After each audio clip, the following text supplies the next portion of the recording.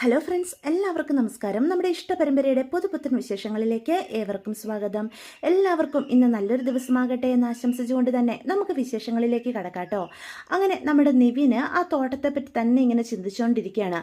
ഇതിൽ എന്തൊക്കെയോ ചതി നടന്നിട്ടുണ്ട്. അരവിന്ദൻ അങ്കിളിനെ പറ്റിച്ച് ജയപാലൻ അങ്കിള് ഇത് സ്വന്തം കൈക്കലാക്കിയതാണെന്നാണ് എനിക്ക് തോന്നുന്നത്. കാവേരിയെ വിളിച്ച് ഇതിനെപ്പറ്റി ഒന്ന് അന്വേഷിക്കാം എന്ന് പറഞ്ഞ് കാവേരി ഫോൺ വിളിക്കുകയാണ് കേട്ടോ. പക്ഷെ നമ്മുടെ കാവേരി ഓരോ തവണയും ഫോൺ കട്ടാക്കി വിടുക. ഇവളിത് എന്തൊരു വാശിയായി കാണിക്കുന്നേ എന്ന് നിവിൻ പറയാണ്. അപ്പം വീണ്ടും വിളിക്കൂട്ടോ. അപ്പോൾ കാവേരി അറ്റൻഡ് ചെയ്യും. എന്താ നിവിൻ, നീ എന്താ വീണ്ടും വീണ്ടും വിളിക്കുന്നത്? നിന്റെ ഒരു ന്യായീകരണവും എനിക്ക് കേൾക്കണ്ട. അല്ല, ഇപ്പം ഏത് ഷാപ്പിൽ നിന്നാണ് വിളിക്കുന്നേ എന്ന് ചോദിക്കാം. ദേ കാവേരി, ഞാൻ അങ്ങനെ സ്ഥിരം കുടിയനൊന്നും അല്ല എന്ന് അപ്പം നിവിനും പറയാണ്. ദേ, എനിക്കൊരു കാര്യം പറയാനായിട്ട് ഞാൻ വിളിച്ചതാ. നിനക്ക് കേൾക്കാൻ സൗകര്യം ഉണ്ടെങ്കിൽ നീ കേട്ടാൽ മതി എന്ന് പറഞ്ഞാൽ നിവിൻ ദേഷ്യപ്പെട്ടുകൊണ്ട് ഫോൺ കട്ട് ചെയ്യാണ് കേട്ടോ. അപ്പം കാവേരിക്ക് കാര്യത്തിൻ്റെ ഗൗരവം മനസ്സിലാവുക. എന്തോ കാര്യമായി പറയാനാണല്ലോ അപ്പം നിവിൻ വിളിച്ചത്. വെറുതെ അവനെ ഞാൻ ഇറിറ്റേറ്റ് ചെയ്തു എന്നും പറഞ്ഞ് കാവേരി ഫോൺ തിരിച്ചു വിളിക്കും. എന്താ, ഞാൻ പറയുന്ന കാര്യം കേൾക്കാൻ തനിക്ക് തയ്യാറാണോ എന്ന് ചോദിക്കാൻ കേട്ടോ. അപ്പോൾ കാവേരി പറയും, അതെ നിവിൻ, നിവിൻ എന്താണെന്ന് വെച്ചാൽ പറ എന്ന് പറയാണ്. തന്നോടൊരു കാര്യം ചോദിക്കാനാ ഞാൻ വിളിച്ചത്. എന്താ നിവിൻ? അത് അരവിന്ദനങ്ങള് ഒരു തോട്ടം മേടിക്കുന്ന കാര്യം നിങ്ങളോട് പറഞ്ഞിരുന്നില്ലേ? ഉണ്ടായിരുന്നു. അച്ഛനാ തോട്ടത്തിനുള്ള കാശും കുറേശ്ശെ കൊടുത്തുന്നാ ഞങ്ങൾക്കറിയാൻ കഴിഞ്ഞത് എന്ന് കാവേരി പറയാണ്. ആ തോട്ടം ഏത് സ്ഥലത്തായിരുന്നു? അത് കുറിഞ്ഞിമലയ്ക്കടുത്ത് ഏകദേശം എത്ര ഏക്കർ സ്ഥലം ഉണ്ടായിരുന്നു എന്ന് വീണ്ടും ചോദിക്കുക. എന്താ നിവിൻ, എന്തെങ്കിലും പ്രശ്നമുണ്ടോ? ഏകദേശം 5 ഏക്കർ തോട്ടം എന്നാ അച്ഛൻ പറഞ്ഞത്. ഞങ്ങളെ കൊണ്ടുപോയി കാണിച്ചിട്ടുണ്ട്. തനിക്ക് ആ തോട്ടം ഒരിക്കൽ കൂടി കണ്ടാൽ തിരിച്ചറിയാൻ കഴിയുമോ എന്ന് ചോദിക്കാം. അപ്പോൾ കാവേരി പറയും, പിന്നെന്താ, എനിക്ക് തിരിച്ചറിയാൻ കഴിയും. അതൊരിക്കലും ഞാൻ മറക്കില്ല എന്ന് കാവേരി പറയണം. എന്നാൽ ചെറിയൊരു പ്രശ്നമുണ്ട്. നമുക്ക് നാളെ തന്നെ ആ തോട്ടം ഒന്ന് കാണാനായിട്ട് പോകേണ്ടതുണ്ട്. തനിക്ക് എൻ്റെ കൂടെ വരാൻ ബുദ്ധിമുട്ടൊന്നും ഇല്ലല്ലോ എന്ന് ചോദിക്കുക. എന്താ നിവിൻ, എന്താ കാര്യം എന്ന് കാവേരി അപ്പം നിവിനോട് ചോദിക്കാൻ കേട്ടോ. അപ്പോൾ കാവേരി വീടിന് പുറത്ത് നിന്നാണ് സംസാരിക്കുന്നത്. ഇതേ സമയമാണ് നമ്മുടെ വിനീത് മുല്ലപ്പൂവും ഹൽവയൊക്കെ മേടിച്ചുകൊണ്ട് വരുന്നത്. അപ്പോഴാണ് പുറത്ത് നിൽക്കുന്ന കാവേരി കാണുന്നത്. അയ്യോ, കറക്റ്റ് ഇവളുടെ മുന്നിൽ തന്നെ വന്ന് പെട്ടല്ലോ. ഇവക്കെന്താ ഉറക്കവും ഇല്ലേ എന്ന് വിനീത് അപ്പോൾ പറയണേ. ഇവളിതെന്താ ആരെയാ ഫോൺ വിളിക്കുന്നേ? പാവം, അവിടെ നിന്ന് ഫോൺ വിളിച്ചോട്ടെ, ഞാൻ അവളെ ബുദ്ധിമുട്ടിക്കാതെ അങ്ങ് പോയേക്കാം എന്ന് വിനീത് അപ്പോൾ പറയാണ് കേട്ടോ. അപ്പം നിവിനാണ്, എന്നാൽ ശരി നിവിൻ, ഗുഡ് നൈറ്റ് എന്ന് പറഞ്ഞ് ഫോൺ കട്ട് ചെയ്യാണ് കേട്ടോ. ആയിക്കോട്ടെ, ഗുഡ് നൈറ്റ് എന്ന് പറഞ്ഞ് വിനീത് അങ്ങ് കയറിപ്പോവാ. അല്ല, വിനീതേട്ടൻ അവിടെ നിന്ന് നിന്നേ എന്ന് കാവേരി അപ്പോൾ പിന്നിൽ നിന്ന് വിളിക്കുക. എന്താ കാവേരി? അല്ല, ഇന്ന് കുടിച്ചിട്ടുണ്ടോ എന്ന് നോക്കാനായിട്ടാ. ദേ കാവേരി, ഒരിക്കലും എനിക്കൊരു അബദ്ധം പറ്റിയെന്ന് കരുതി നീ എന്നെ അങ്ങനെ തെറ്റിദ്ധരിക്കരുത്. ഞാൻ കുടിച്ചിട്ടൊന്നുമില്ല, ഇനിയോട്ട് കുടിക്കത്തൂ ഇല്ല എന്ന് വിനീത് പറയണേ. അല്ല, എന്താ ഒരു മണം വരുന്നത് എന്ന് അപ്പം കാവേരി ചോദിക്കാം. എന്തു മണം? അല്ല, വിനീതേട്ടൻ്റെ പിന്നിലെന്താ എന്ന് ചോദിക്കാം. എൻ്റെ പിന്നിലൊന്നുമില്ല. അല്ല, കൈ ഒന്ന് കാണിച്ചേ. കൈ കാണിക്കുക, കണ്ടോ, എൻ്റെ കയ്യിൽ ഒന്നുമില്ല എന്ന് വിനീത് അപ്പോൾ ഒരു കൈ കാണിക്കണേ, മറ്റേ കൈ കാണിച്ചേ എന്ന് കാവേരി അപ്പോൾ പറയാം. വിനീത് കൈ മാറി പിടിക്കും കേട്ടോ സാധനങ്ങൾ. എന്നിട്ട് അവൾ ചോദിച്ച കൈയും കാണിച്ചു കൊടുക്കുക. കണ്ടോ, ഈ കയ്യിൽ ഒന്നുമില്ല. അല്ല, ഇതിലെന്തോ ഉണ്ടായിരുന്നു. ഈ കയ്യിലെന്താ? വിരല്. ഓ, വിനീതേട്ടൻ കോമഡി പറഞ്ഞു തുടങ്ങിയല്ലേ എന്ന് ചോദിക്കുക. അതെന്താ കാവേരി, എനിക്കൊരു കോമഡിയൊക്കെ പറയത്തില്ലേ എന്ന് ചോദിക്കുകയാണ്. വിനീതേട്ടൻ്റെ കയ്യിൽ എന്തോ ഉണ്ട്. അത് എംബ്രോയ്ഡറി നൂലാ, നിന്റെ ചേച്ചിക്കുള്ളതാ എന്ന് അപ്പം വിനീത് കാവേരിയോട് പറയണേ. പക്ഷെ എന്തോ ഒരു മണം വരുന്നുണ്ടല്ലോ എന്നും പറഞ്ഞ് വിനീതിൻ്റെ അടുത്തേക്ക് നമ്മുടെ കാവേരി ചെല്ല. മുല്ലപ്പൂവിൻ്റെ മണവാ. വിനീതേട്ടാ, മുല്ലപ്പൂവിൻ്റെ സാധനം ഇപ്പം അടിച്ചു തുടങ്ങിയോ? ദേ കാവേരി, ഞാൻ ഒരിക്കൽ പറഞ്ഞു കുടിച്ചിട്ടില്ലെന്ന്. പിന്നെന്താ വിനീതേട്ടൻ്റെ അടുത്ത് നല്ല മുല്ലപ്പൂവിൻ്റെ മണം? അത് എൻ്റെ അടുത്തു നിന്നൊന്നുമല്ല. പുറത്തൊക്കെ ഇഷ്ടം പോലെ മുല്ലപ്പൂത്ത് നിൽക്കുകയല്ലേ, അതിൽ നിന്ന് വരുന്ന മണവാ. നീ വെറുതെ എന്നെ തെറ്റിദ്ധരിക്കരുത് കേട്ടോ എന്ന് പറയാണ്. ഓ, അല്ല, ഇവിടെ അങ്ങനെ മുല്ലപ്പൂവൊന്നും നിൽപ്പില്ലല്ലോ. പിന്നെന്താ? അത് പിന്നെ യക്ഷിയൊക്കെ രാത്രി ഇറങ്ങുമ്പോൾ മുല്ലപ്പൂവിൻ്റെ മണം വരും. ആ മണമാണ് വരുന്നത് എന്ന് വിനീത് അപ്പം പറയും. അതിന് യക്ഷികൾക്കിഷ്ടം പാലപ്പൂവല്ലേ എന്ന് അപ്പം കാവേരി സംശയത്തോടെ ചോദിക്കാം. എൻ്റെ പൊന്ന് കാവേരി, കാലം ഇത്രയും മാറിയില്ലേ, യക്ഷികളും ഒരു ചേഞ്ച് ആഗ്രഹിച്ച് കാണും.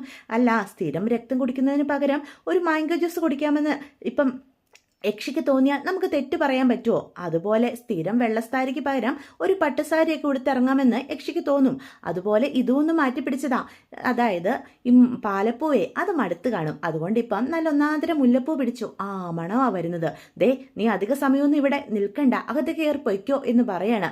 അപ്പോൾ കാവേരി പറയും, എനിക്ക് മനസ്സിലാവുന്നുണ്ട്.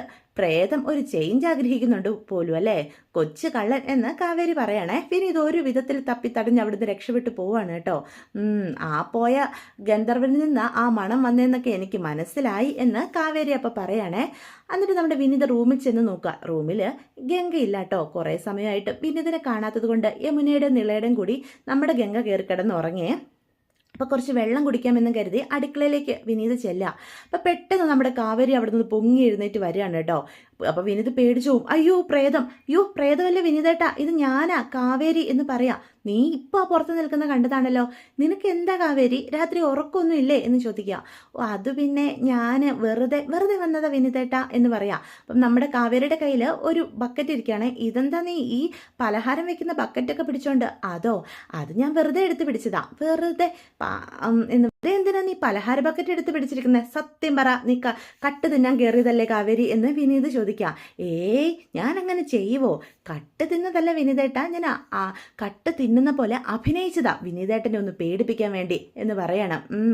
അതെനിക്ക് മനസ്സിലായി, നിന്റെ മുഖത്ത് പറ്റിപ്പിടിച്ചിരിക്കുന്ന പപ്സിന്റെ പൊടി തൂത്ത് കളഞ്ഞിട്ട് നീ അഭിനയിക്കുക കേട്ടോ എന്ന് പറയാ. വൃത്തികെട്ട പലഹാരമായി പപ്സ്.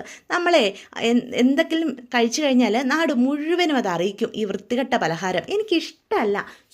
ഞാനിവിടെ നോക്കിയിട്ട് എനിക്ക് ഇഷ്ടപ്പെട്ടതൊന്നും കണ്ടില്ല വിനീതേട്ടാ. ഹലുവയോ ലഡുവോ ജിലേബിയോ അങ്ങനെ മധുരമുള്ള ഒരു സാധനം പോലും ഈ വീട്ടിലില്ല. ആകെ ഒരു പെരട്ട പപ്സ്. പിന്നെ പാവം പപ്സ്, ഞാൻ അതങ്ങ് നിന്ന് അഡ്ജസ്റ്റ് ചെയ്തു എന്ന് പറയാം. അപ്പോൾ വിനീത് മനസ്സിൽ പറയും, ഈശ്വര, ഞാൻ ഗംഗയ്ക്ക് മേടിച്ച ഹൽവ കാണും ഇവള് കണ്ടു കഴിഞ്ഞാൽ പിന്നെ ഒരു പൊടി പോലും മിച്ചം വെച്ചേക്കില്ല. ഗംഗയ്ക്ക് അത് കിട്ടത്തുമില്ല. തൽക്കാലം ഇത് അടുക്കള വെക്കണ്ട, റൂമിൽ തന്നെ കൊണ്ടുപോയി വെക്കാം, നാളെ അവൾക്ക് കൊടുക്കാം എന്ന് വിനീത് മനസ്സിൽ പറയാണ് കേട്ടോ. എന്തൊരാക്രാന്തം ഇവക്ക് എന്ന് വീണ്ടും ചിന്തിക്കാം. എന്താ വിനീതേട്ട ആലോചിക്കുന്നേ? ഒന്നുമില്ല, നീ കഴിക്കുന്നൊന്നും നിന്റെ ദേഹത്ത് കാണാനില്ലല്ലോ എന്ന് ഞാനൊന്ന് ചിന്തിച്ചതാ എന്ന് പറയാം. അതങ്ങനെ വിനീതേട്ട, എനിക്ക് എന്ത് കഴിച്ചാലും ദേഹത്ത് പിടിക്കില്ല. കഷ്ടം, എന്തോ അസുഖമാണെന്നാ തോന്നുന്നേ എന്ന് കാവേരി അപ്പം പറയാണ് കേട്ടോ. എന്നിട്ട് വിനീത് അവിടെ നിന്ന് അങ്ങോട്ട് പോവാണ്. ഹലുവയും പൂവും ഒക്കെ ബെഡിൽ വെച്ച് തന്നെ നമ്മുടെ വിനീത അവിടെ കിടന്നങ്ങ് ഉറങ്ങിപ്പോവാം. അപ്പം നേരം വെളുത്ത് കുറേ സമയമായിട്ടും വിനീതിനെ കാണാത്തത് കൊണ്ട് രാധമ്മ അന്വേഷിച്ച് വരിക. അപ്പം വാതിൽ തുറക്കുന്ന ശബ്ദമൊക്കെ സ്വപ്നത്തിൽ എന്ന പോലെ വിനീത് അറിയുന്നുണ്ടേ. അപ്പം ഗംഗയാകും വരുന്നതെന്ന് കരുതി ഗംഗയെ സ്വപ്നത്തിൽ എന്ന പോലെ കാണുകയാണ് കേട്ടോ വിനീത്. അടുത്തേക്ക് വരിക. ഇതെന്താ ഹലുവയോ? അല്ലെങ്കിലും എനിക്കറിയാം എൻ്റെ വിനീത് മോന് എനിക്ക് ഏറ്റവും ഇഷ്ടപ്പെട്ട ഹലുവ മേടിച്ചുകൊണ്ട് വരുമെന്ന്. അതുകൊണ്ട് തന്നെയാടാ ഇന്ന് ഞാൻ നിന്നെ തിരക്കി രാവിലെ ഇങ്ങോട്ട് വന്നത് എന്ന് മുത്തശ്ശി പറയാം. അപ്പൊ ഗംഗ പറയുന്നത് പോലെയാ വിനീതിന് മനസ്സ് തോന്നുന്നത്. മോളെ ഗംഗെ എന്ന് പയ്യെ പറയാ. അത് കേൾക്കുന്നില്ല കേട്ടോ നമ്മുടെ രാധമ്മ. മോക്ക് ഹലുവ ഇഷ്ടമായിരുന്നോ എന്ന് ചോദിക്കുക. പിന്നല്ലാതെ എനിക്കിഷ്ടമാ, എന്തിഷ്ടമാണെന്ന് അറിയാവോ എന്ന് അപ്പം നമ്മുടെ രാധമ്മ മറുപടി പറയും. അപ്പം ഗംഗ പറയുന്നതായിട്ടാ വിനീത് സ്വപ്നത്തെ കാണുന്നത്.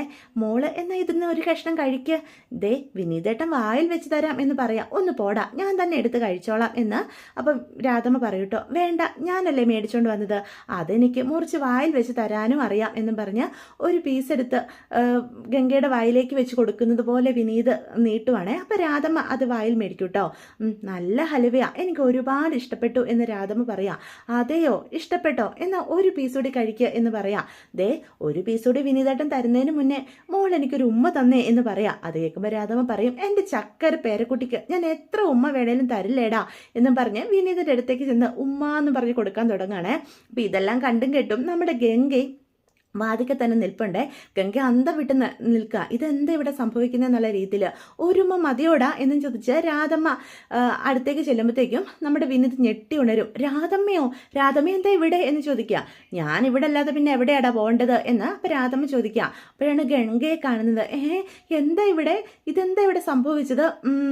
നീ ആള് കൊള്ളാലോടാ, എന്നാലും എനിക്ക് ഹലുവ ഇഷ്ടമാണെന്ന് കരുതി നീ ഇതൊക്കെ മേടിച്ചോണ്ട് വന്നല്ലോ, എനിക്ക് സന്തോഷമായടാ എന്ന് വിനീതിനോട് പറയാം. ഇതാകെ ചമ്മി നാറി അവിടെ നിന്ന് അങ്ങോട്ട് പോവാണ് കേട്ടോ. അപ്പം പെട്ടെന്ന് ഗംഗയെ കാണുന്ന രാധമ്മ പറയും, മോളെ ഇതൊന്നും എനിക്ക് മേടിച്ചോണ്ട് വന്നതല്ല, നീ ഭാഗ്യമുള്ളവളാടി, നിനക്ക് മേടിച്ചോണ്ട് വന്നതാ നിന്റെ കെട്ടിയോ. ഈ ഹലുവയും ആ കിടക്കുന്ന മുല്ലപ്പൂവും ഒക്കെ ഞാൻ കണ്ടു കേട്ടോ. പിന്നെ മോളെ ഗംഗെ ഒരു കാര്യം ശ്രദ്ധിക്കണം, നീ എഴുന്നേറ്റ് പോകുന്നതിന് മുന്നേ ഈ മുല്ലപ്പൂവൊക്കെ എടുത്തോണ്ട് പോകണം കേട്ടോ. അല്ലെങ്കിൽ ഇവിടെ വേറെ പെൺകുട്ടികളുള്ളതല്ലേ, ആ കാവേരിയോ ആരെങ്കിലും റൂമിലേക്ക് കയറി വന്നാൽ അത് പറഞ്ഞ് ആകെ നാണക്കേടാകും. അതുകൊണ്ട് ഇനി മോള് ശ്രദ്ധിക്കണം എന്ന് പറയാം. അപ്പം രാധമ്മയുടെ സംസാരം കേൾക്കുമ്പോൾ ഗംഗൻ ചിരിച്ചുകൊണ്ട് നിൽക്കുകയാണ് കേട്ടോ. വിനീതിനെ പറ്റി ചിന്തിക്കുമ്പം ഗംഗയ്ക്കും ഒരുപാട് സന്തോഷം തോന്നുവാണേ. ഇതേ സമയം രാവിലെ തന്നെ നമ്മുടെ ശാരദയും കാവേരിയും കൂടി ചെടികളൊക്കെ നട്ടുകൊണ്ടിരിക്കുക. കാവേരി കുറച്ച് ചാണകം കൂടി ഉണ്ടായിരുന്നെങ്കിൽ ഈ ചെടികളൊക്കെ നല്ല വളം കിട്ടിയേനെ എന്ന് പറയാം. ആ, നമുക്ക് ചാണകം തന്നോണ്ടിരുന്നത് ആരാ? സുജാതപ്പച്ചി അല്ലേ അമ്മേ എന്ന് ചോദിക്കാം.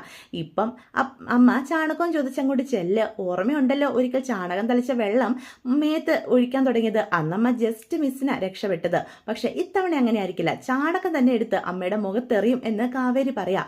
അപ്പൊ ശാരദയുടെ മനസ്സിലേക്ക് അന്ന് സുജാത ചാണകവെള്ളം എടുത്ത് എറിഞ്ഞതൊക്കെ ഓർമ്മ വരികയാണ് കേട്ടോ. ഇതേ സമയമാണ് ആ മുല്ലപ്പൂവും എടുത്തുകൊണ്ട് നമ്മുടെ വിനീത് അവിടെ നിന്ന് അങ്ങോട്ട് വന്നിട്ട് അത് ഒറ്റ ഏറെറിയൂട്ടോ പുറത്തേക്ക്. അപ്പം അവിടെ നിൽക്കുന്ന ശാരദയുടെ മേത്തേക്കാ അത് വീഴുന്നത്. പെട്ടെന്ന് ശാരദ, അയ്യോ എൻ്റെ മേത്താരോ ചാണകം ഒഴിച്ചേ എന്ന് പറഞ്ഞ് ചാടിത്തുള്ളുക. ചാണകമല്ലമ്മേ, അത് മുല്ലപ്പൂവാ എന്ന് പറയാം. അല്ല, ഇതെവിടുന്ന ഇപ്പം മുല്ലപ്പൂ വന്നത് എന്നപ്പം ശാരദ ചോദിക്കും. അപ്പൊ കാവേരിക്ക് കാര്യം മനസ്സിലാവേ. വിനീതിനോട് പറയട്ടെ എന്ന് ചോദിക്കും. പറയല്ലേ പ്ലീസ് പ്ലീസ് പ്ലീസ് എന്ന് വിനീത് അപ്പം കാണിക്കും കേട്ടോ. അപ്പോഴത്തേക്കും കാവേരി പറയും, അത് ചിലപ്പം ഹെലികോപ്റ്ററിൽ പോയി ആരുടെയും കയ്യിൽ നിന്ന് താഴോട്ട് വീണതായിരിക്കും അമ്മേ എന്ന് പറയാം. ആണോ, അങ്ങനെയൊക്കെ വീഴുവോ എന്ന് ശാരദയപ്പ ചോദിക്കുകയാണ്. അപ്പം പെട്ടെന്ന് വിനീത് അങ്ങോട്ട് വരിക. ആ മുല്ലപ്പൂ ഇങ്ങ് തന്നേ അമ്മായി എന്ന് പറയാം. അല്ല, നിനക്കെന്തിനാടാ മുല്ലപ്പൂ എന്ന് ശാരദ ചോദിക്കാം.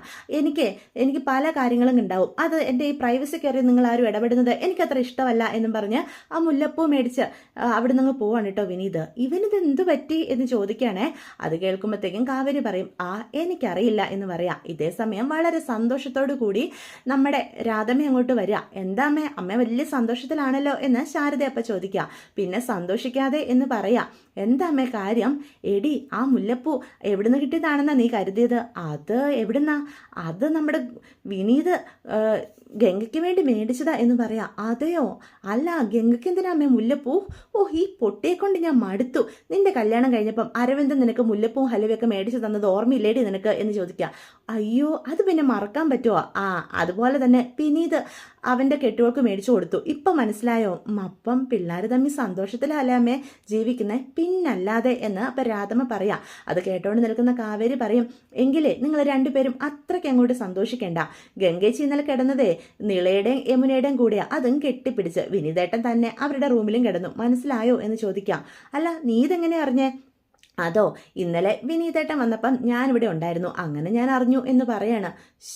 അപ്പം ഹലുവയും മുല്ലപ്പൂ ഒക്കെ അത് വിനീതേട്ടൻ ആ റൂമിൽ കൊണ്ടേ വെച്ചതായിരിക്കും. അതായിരിക്കും രാധമ്മ കണ്ടത്. എൻ്റെ പൊന്നു രാധമ്മേ, അമ്മേ, നിങ്ങൾ രണ്ടുപേരും അറിയാനായിട്ട് ഞാനൊരു കാര്യം പറയാം. അവരുടെ കല്യാണം നടത്തി കൊടുത്തു. അവരിനി സന്തോഷത്തോടെ ജീവിച്ചോളും. അവർക്കൊരു അവസരം കൊടുക്കുക. ആവശ്യമില്ലാതെ അവരുടെ ജീവിതത്തിൽ ഇടപെട്ട് പ്രശ്നം ഉണ്ടാക്കാൻ നിൽക്കരുത്. അവർ ജീവിക്കട്ടെ എന്ന് പറയാണ്. എടി, എന്നാലും മക്കൾ രണ്ടുപേരും സന്തോഷത്തിലാണെന്ന് അറിയുന്നത് ഞങ്ങൾക്കൊരു സന്തോഷമല്ലേ, അതുകൊണ്ടാണ് ഇങ്ങനെ സംസാരിക്കുന്നത്. ഇത്രയ്ക്ക് ചീപ്പാകരുത് കേട്ടോ എൻ്റെ അമ്മയും രാധമ്മയും എന്ന് പറഞ്ഞിട്ട് കാവേരി അവിടെ നിന്ന് അങ്ങോട്ട് കയറി പോവാണേ.